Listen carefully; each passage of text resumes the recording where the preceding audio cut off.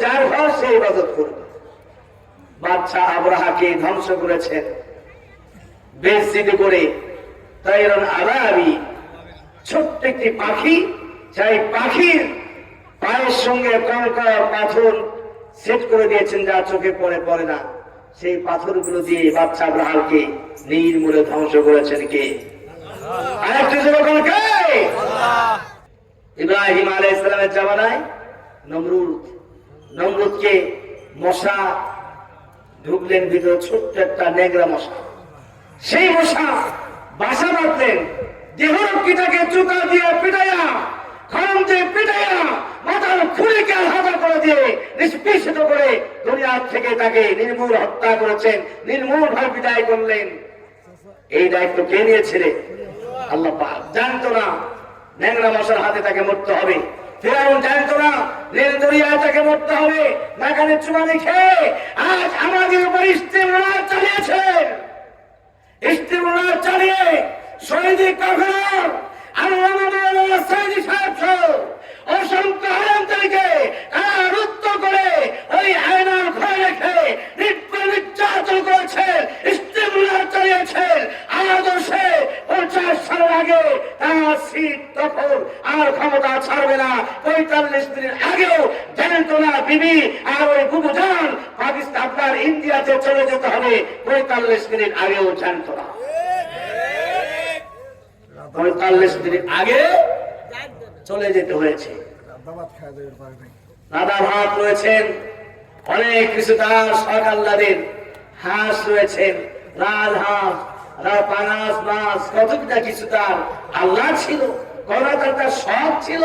সব শখকে আল্লাহ সব করে দিয়ে পায়ে পিছে পদতলিত করে ছোট্ট ছোট্ট মাসুম বাচ্চাদের মাধ্যম দিয়ে এদেশ থেকে বিতাড়িত করা হয়েছে, এদেশ থেকে তাড়িয়ে দেওয়া হয়েছে। এই সব মহল আর কুত্রদের ক্ষমতা আল্লাহর। আজও তারা মুনাফিকি করছেন। আল্লাহ রাসূল সাল্লাল্লাহু আলাইহি ওয়াসাল্লামের জামানায় মুনাফিক ছিলেন না? মুনাফিকের হাত পায়টা জানে।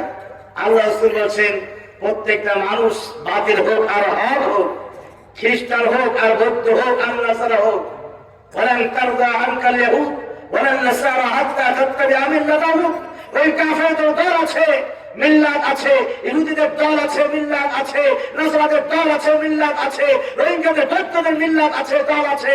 সব জাতিরা দলে দলে অন্তর্ভুক্ত হয়। মুসলমানরা হলেন, মুসলমানরা দল আছে। এক ওয়াহাদের কালেমার পর্যন্ত মুসলমান হবে, তাদের দল একটাই হবে। কিন্তু প্রত্যেকটা স্বজাতি, প্রত্যেকটা জাতির, প্রত্যেকটা মানুষের হাত হবে দুইটা। একটা হলো ডান হাত আর একটা হলো বাম হাত। আর একটা জাতির জন্ম নেবে মুসলমানদের মধ্যে, মুসলমানের ঘরে খাবে, মুসলমানের মধ্যে নামাজ পড়বে, মুসলমানের ঘরে জন্ম নেবে, মুসলমানদের হাজিদের ঘরে জন্ম নেবে। এই জাতির মধ্য থেকে একটা উৎপত্তি গাথার মতো জন্ম নেবে। তাদের নাম হবে মুনাফিক। আর তাদের ডান হাত থাকবে, বাম হাত থাকবে, আর একটা হাত থাকবে, সে হাতের নাম হলো অজুহাত। এই অজুহাতের মাধ্যমে বাংলাদেশের তস করে ইসলামের নামকে নিশানাকে নির্বীর করে দিয়ে আলেমদের অত্যাচার করেছে, নির্যাতন করেছে। সেই অজুহাতকেও আল্লাহ ভেঙে চুরমার করে, বাতিলকে চুরমার করে, ইন্ডিয়াতে নয় পুরা বিশ্বের লাঞ্ছিত করে, অপমান করে বিদায় করে দিয়েছে। অশ্লীল করেও বাংলার তহিদে মুসলমান মেনে নেবে না, ওই দলকে মেনে নেবে না, এদেশে আস্থা দিবে না, গালার মধ্যেও করার জায়গা পাবে না, ভিতরে গালা খুঁজে পাবে না। কথা বলেছেন কে? আল্লামা সাইদি সাহেব মাদ্রাসাতুল আলিয়া। তিনি যে ভবিষ্যৎবাণী, যে কথাগুলো বলেছেন, সব কথাগুলো হুবহু সব একই ভাবে মিলে যাচ্ছে। আজকে তারা বিভিন্নভাবে শাস্তে চায় মুনাফিকি অবস্থান থেকে।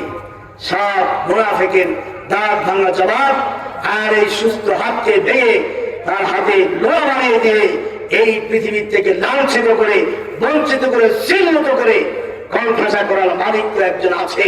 সেই ওয়াহদানিয়াতের উপর ঈমান এনেছি আমরা। লা ইলাহা ইল্লাল্লাহু মুহাম্মাদুর রাসূলুল্লাহ সাল্লাল্লাহু আলাইহি ওয়াসাল্লাম।